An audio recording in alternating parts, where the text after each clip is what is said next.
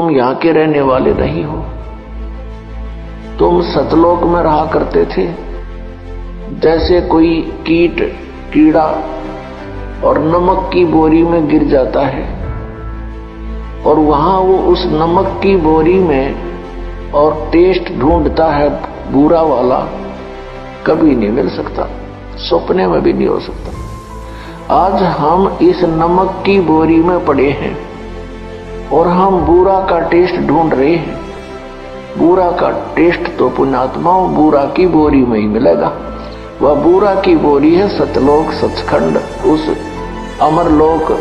और जब तक उस बुरा की बोरी में हम नहीं गिरेंगे वो टेस्ट आ ही नहीं सकता, चाहे कितनी कोशिश कर लेना। और परमात्मा ने आके बताया है कि वो सुख जिसे तुम छोड़ आए अब तुम्हें वो याद आ रहा है, यहां वो मिल नहीं सकता।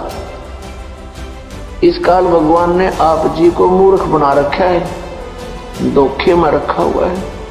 हमारे साथ ऐसी इतनी बुद्धि दे रखी हमारे को, जैसे कोई पशु, भैंस का बच्चा मर जाता है,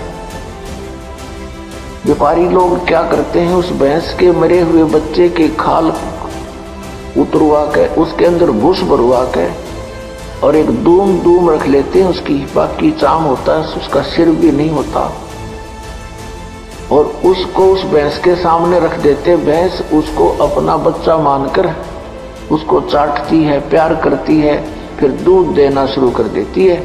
और व्यापारी उस भूस भरे हुए चाम को, खाल को लेकर चल पड़ता। वो भैंस पीछे पीछे रहा रहा करती हुई भागती अपना बच्चा समझकर। उसमें तो सारा भूस भरा है, खाल खाल लपेट रखी है। यही स्थिति हमारे साथ यहाँ कर रखी है। जिनको हम अपना बेटा बेटी पिता पुत्र समझते हैं, इस काल ने हार्ड चाम मांस ये सारा गंद भर के ऊपर ये चाम लपेट रखा है और इनको हम अपना मानते हैं। ये इतनी सी बुद्धि दे रखी है हमारे को। पुण्यात्माओं, जब हम सतलोक में जाएंगे हमें वो शरीर मिलेगा जो कभी एंड नहीं होता, जिसमें ये गंध नहीं है, जिसमें ये स्नायु नहीं है, नाड़ी नहीं है। वो एक तत्व से बना हुआ है। उसमें ना कोई बीपी आई हो, ना कोई लो होता, ना कोई रोग, ना कोड बनता। और वहां टेंशन नाम की चीज नहीं, क्योंकि वहां कोई ऐसा व्यवहार नहीं है, किसी चीज का अभाव नहीं है, बड़े भंडार है परमात्मा के।